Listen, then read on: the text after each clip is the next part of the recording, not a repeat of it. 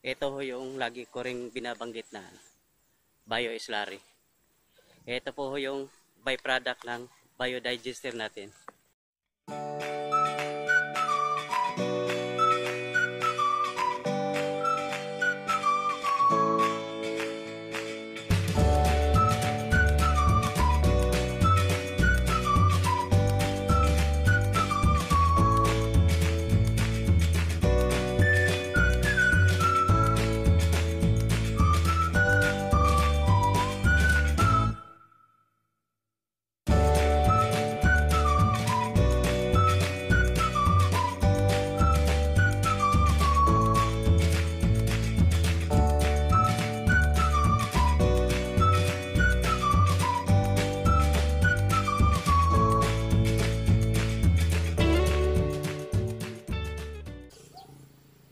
Isang magandang araw mga paryente.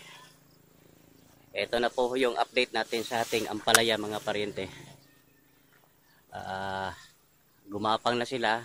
Yung iba ay umabot na doon sa bandang itaas. At hindi magkakapareho yung tubo nilang mga paryente. Yung iba ay mayroon namang iba na medyo nahuli. Yung baga nababansot mga paryente. Pero hindi naman kokonti lang naman sila mga paryente. Hindi nakakaano. Ay kumbaga ay nahuli hindi ko alam kung bakit mabagal yung iba, yung mabagal tumubo yung iba, katulad nito medyo nahuli siya.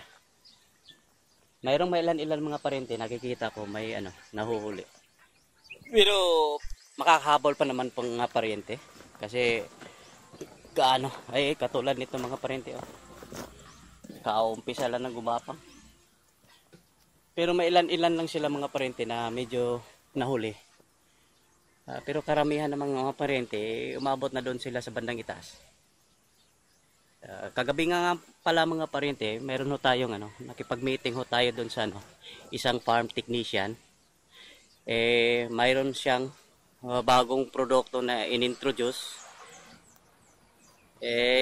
Napapaliwanag naman ho niya ng maayos mga parente at napagpasyahan namin ni Ka Ernie na subukan namin ho yung produkto niya.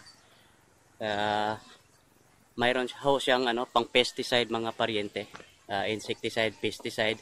Kasi nga mga paryente sa stage ng ating ampalaya ngayon, kailangan na ho nating mag-apply ng gamot mga paryente, prevention, kasi nasa na sila mga paryente, nasa flowering stage na ho tayo. Kasi pag nag-flowering stage na, kumbaga parang nangingimbita na sila ng mga insekto.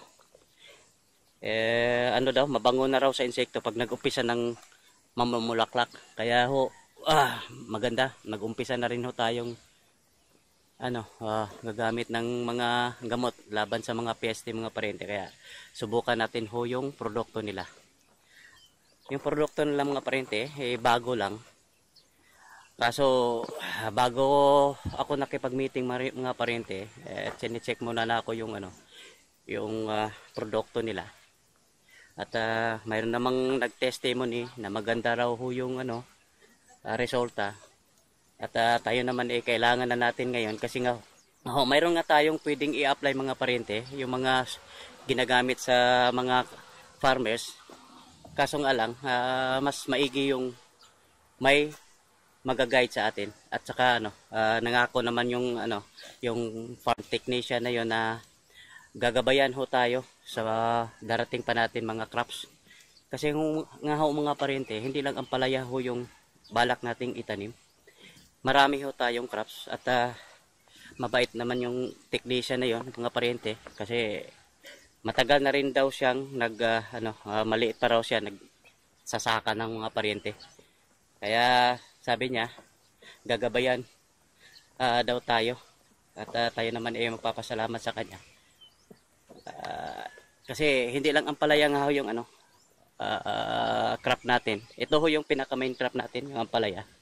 Tapos nakapag-umpisa ng tayong nagtanim ng yung siling panigang. Tapos nakapagpunla na rin ho tayo ng siling atsal.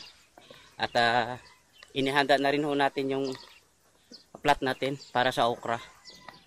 Yung sa okra mga parente, yung plat na yon, yun sa kabilang dulo mga parente, doon natin ilalagay yung okra.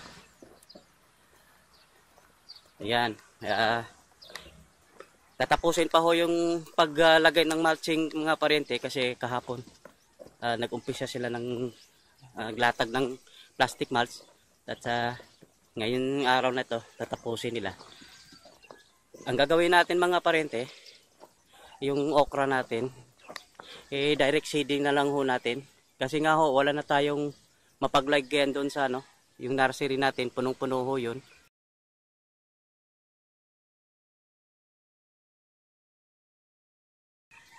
At saka wala na tayong bakanting seedling tray.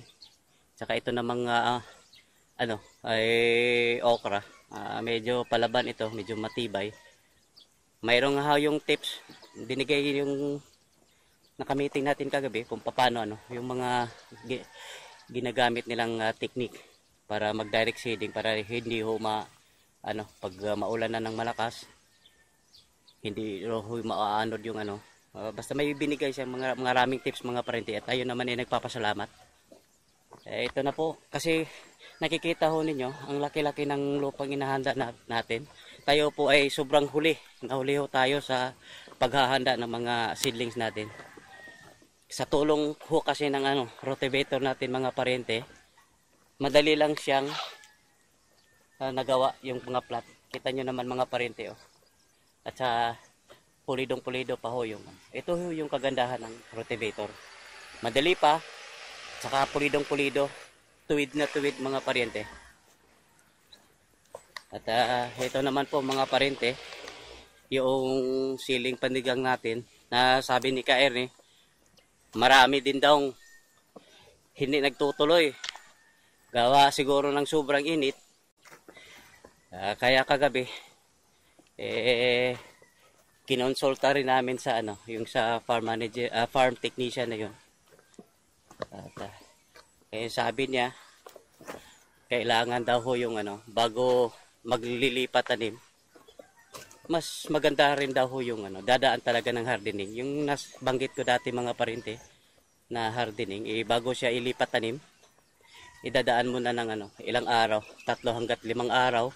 Sabi nga ng farm technician na yun mas matagal yung sa kanya 7 days hanggang 10 days na Ito mga parente, ito ho yung mga punla na kalilipat tanim lang mga parente. Merong ibang hindi nakapag-survive katulad dito mga parente, yung pamilit ay damo.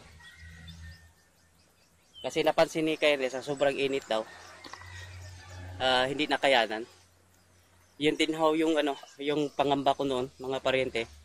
Nung sa dating video ko, yung sabi ko hindi pwede maglilipat tanim ng umaga kasi baka sa tanghali sobrang init, hindi makayan at mamamatay. At siguro naman yun ang nangyayari mga parente. Hindi pa kasi handa yung mga punla mga parente. Tapos nilipat tanim, kumbaga na-shock. Tawagin nilang na-shock yung mga seedlings mga parente. Sa sobrang init naman ngayon, hindi nakayanan kaya maraming hindi nagtutuloy mga parente. Ito ho yung dapat aral naming mga baguhan mga parente. At tama pala yung napatawa nga si Kaerne nung sinabi ko, nung sabi ng farm technician na mas maganda sana yung dumaan doon sa ina-acclimatize muna siya bago ililipat tanim. Sabi ko nga Kaerne, tumpak na naman ako Kaerne, tama na naman ako. Yun nga mga parente, kailangan pa natin ng ilang sakong bigas na kakainin. Pero ganun pa mga parente, wala naman talagang baguhan na biglang kahit nga yung mga matagal nang nagsasaka mga parente, patuloy din ho yung learning process kasi ito ho yung pagsasaka. Parang umiikot nag-i-evolve kasi ho yung mga technology, yung pamamaraan sa mga pagtatanim, kaya walang tigil rin ho daw pag-aaral ng isang magsasaka. Kaya tayo naman ho kailangan pa natin ng gabayan. Ikaw naman Tekya, bakit dyan ka dumaan Tekya? Ako nga dito sa gilid sa yuta, tapos ikaw dyan ka sa mulch. Mga parente, ito na ho yung main road natin mga parente.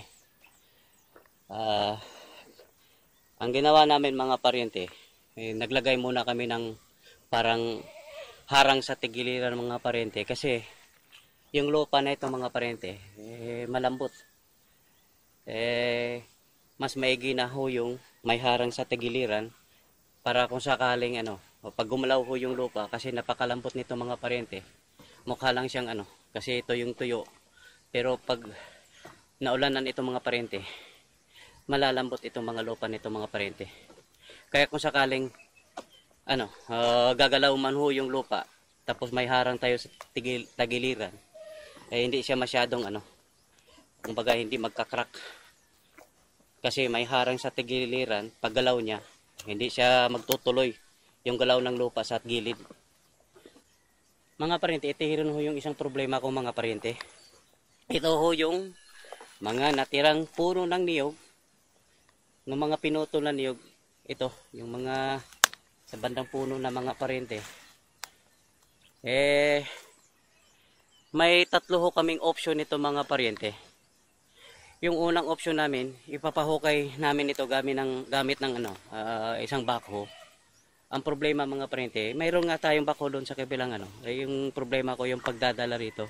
At saka isang problema ko mga paryente, pag binakho ito, tanggal ho ito kasi malaki ho yung yung ugat nitong mga niyog, kakalat ito sa tigiliran, malaki. Kumbaga kung talagang kukunin, maging ito mga paryente, lumalalim ito mga paryente ko talaga makukuha. Tapos na naman tayo, mag-aabuno. Yung pangalawang option namin mga paryente, ito na nga, ginawa na nga ho namin. Kasi naranasan na namin ito mga paryente nung nagpabakod namin at nagpabakod kami dito sa area. May natumba na puno ng mangga. Yung ginawa namin mga paryente, sinunog lang namin at unti-unti naman siyang naaabo hanggang tuluyan ng naalis doon sa paglagyan namin ng bakod. Pero ang problema dito mga paryente, kasi ito ho yung sinindihan namin. Hindi makapag-penetrate mga paryente kasi nga siguro ito yung tuyo yung sa bandang labas, tapos sa ilalim maaari siguro basa. Kaya mga paryente, ito ilang araw na ito, hindi pa nga natapos lahat. Ito, sinindahan. Ilang araw ito mga paryente at hindi lang laging binabantayan, sinisindihan. Hindi naman siya lumiliyab mga paryente, lang. Unti-unti lang siya yung baga niya mga paryente, unti-unti lang naman Pero matagal mga paryente. Kaya yung pangatlong option ho natin, bili or arkila tayo ng yung chainsaw mga paryente. Kasi ang gusto lang naman ho natin masakit kasi sa mata mga paryente Masakit sa mata. Marami hindi lang dito mga paryente, marami pa rin mga putol na niyog doon sa bandang doon banda. Kaya kumbaga nasisira yung view natin mga paryente. Nung nasabi ko nga yung unang option, huhukayin. Hindi kasi ito pwedeng huhukayin mano-mano mga paryente. Abutin tayo ng siyam-siyam nito mga paryente. Kaya maganda mga paryente, backhoe. Kasi hanggang ugat niya makukuha. Kaso ang mangyayari mga paryente, hahanap na naman tayo ng lupa kasi aabunuhan na natin. Kasi ito, lumalalim ito mga paryente kung talagang tanggalin. Saka isa ho yung problema natin, yung backhoe. Medyo mahirap dalhin ho ito dito mga paryente.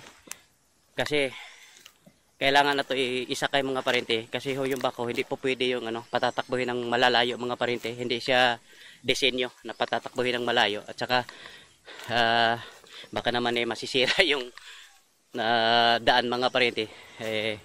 Makaano pa tayo. Makakabayad pa tayo.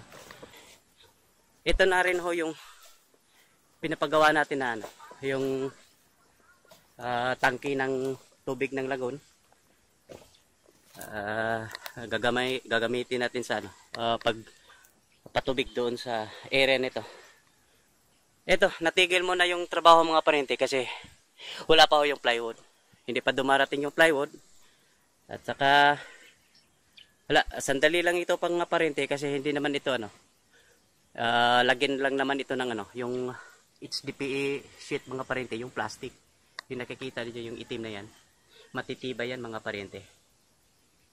Ito mga parente, ito na yung sa ano niya. Maglagay rin ho tayo ng ano rito bilang suporta. Maglagay tayo ng top beam nito mga parente. Kasi yung bala ko nito mga parente, yung unang plano ko nito, tatambakan ko ito ng lupa nito sa tagiliran para sa ano niya, suporta. Saka sakaling ano, pag may tubig na kasi mga parente, hindi mo ma-underestimate ho yung ano, yung pressure niya. Kaya ang ginawa ko mga parente, yung bawat ano, yung bawat hollow block sa ibabaw, pinapalagyan ko ho ng ano, horizontal na, yung kabilyadan niya may horizontal bawat ano, hollow block. Kasi yung standard mga parente, mag-i-skip yun ng isang ano, tapos dito na naman yung isang horizontal. Ditches ho yung nilagay natin, tapos naglagay ho tayo ng poste para naman dagdag suporta niya. Kasi pag solid concrete ho ito mga parente, medyo masakit sa bulsa mga parente. Kaya hindi ko masyadong tinaasan para naman ho sa pressure niya. Hindi kasi tayo structural engineer, kaya sinisiguro natin mga parente na ano, hindi palpak yung trabaho natin.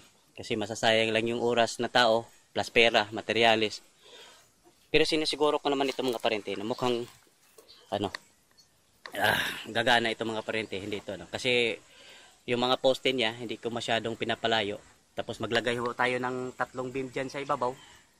Tulong sa ano, structural integrity niya. Para ano, sana mga parente na darating na ho yung ano, plywood natin. Kasi kailangan na ito doon sa ano, yung sa taniman natin. Kasi yung malaking amplayahan natin mga parente, nag-umpisa na ho yung ano, namumulaklak. At sa palagay ko naman yung projection ko ng mga parente first week at second week ng June mga parente, makakapag first harvest na po tayo. Mga parente, nag-umpisa na po tayong mag-layout ng bagong goat house natin mga parente. Ito na po. Kali-layout lang nito kahapon mga parente. At hindi masyadong malaki ito mga parente, nasa ano lang, 81 square meters lang. Hindi katulad nung existing natin na goat house. Malaki ho yun mga parente. 120 square meter yun. Kaya ang gagawin natin ito mga parente, ano lang, hindi na tayo maglagay ng kulungan sa bandang gitna, yung parang ano niya, yung nursery. At saka yung paglagyan ng mga manganganak. Hindi na lang tayo maglalagay kasi pag nilagyan pa ho natin, mas lalong maliit ho yung espasyo. Kaya ang gagawin na lang natin ito parente, i-divide lang natin ito ng 4 para sa 4 na ranging area niya mga parente. Kung sakaling mayroon naman ho tayong titirang mga gamit, pwede rin naman ho tayo maglagay pang panibagong maliit na ano, paanakan at saka yung nursery. Dito siguro sa tagiliran ng mga parente. Pero sa ngayon, ito lang muna ho yung ano natin gagawin. Maliit lang itong mga parente, pero yung ano, yung mga depekto ng luma nating goat house, nasosolve na ho yun dito sa bagong design natin. Medyo mahaba na yung ano, mataas na ho yung ano niya, para hindi ho yung mahihirapan yung mag-alis na mga dumi ng kambing. Tsaka yung sa tigiliran mga parente, yung hagdanan, hindi natin i-expose masyado sa init at saka ulan. Kasi ang nangyayari doon sa kabila, expose siya sa init at ulan, talagang hindi tumagal yung ano natin, hagdanan natin doon.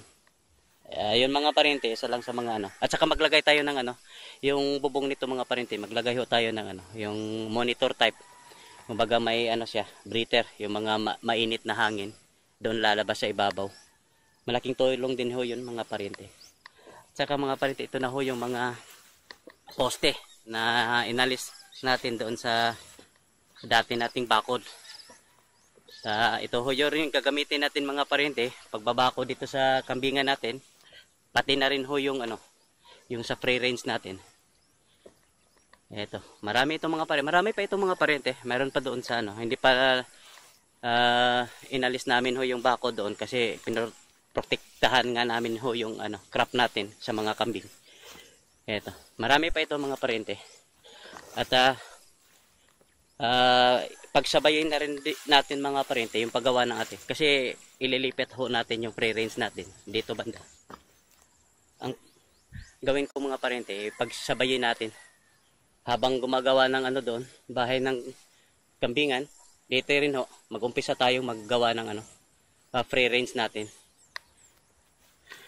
Dito ho natin ililipat kasi nga ho, kailangan kung gat maaari mga parente, makapag-umpisa na ho tayo.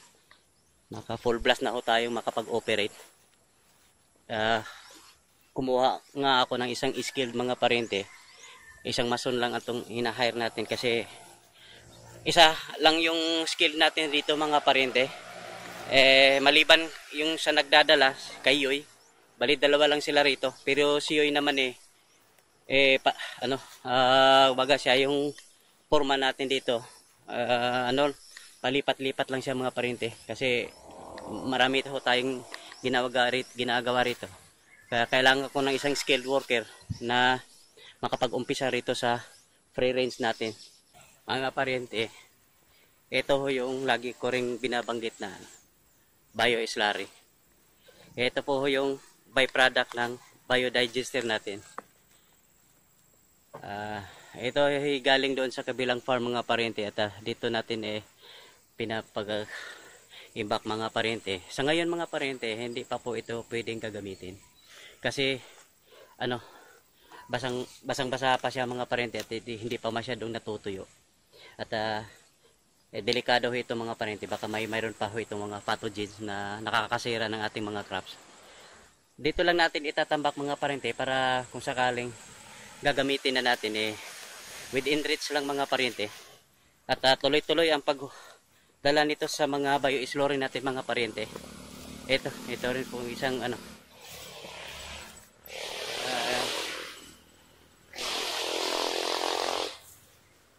natin, imbakan ng bio-slurry.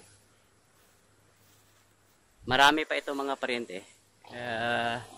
At ito naman subok na ho natin ito. Kasi ito ho yung ginagamit natin doon sa pagpupunla natin at saka doon sa ginagamit nating basal. Kasabay rin ho yung yung goat manure.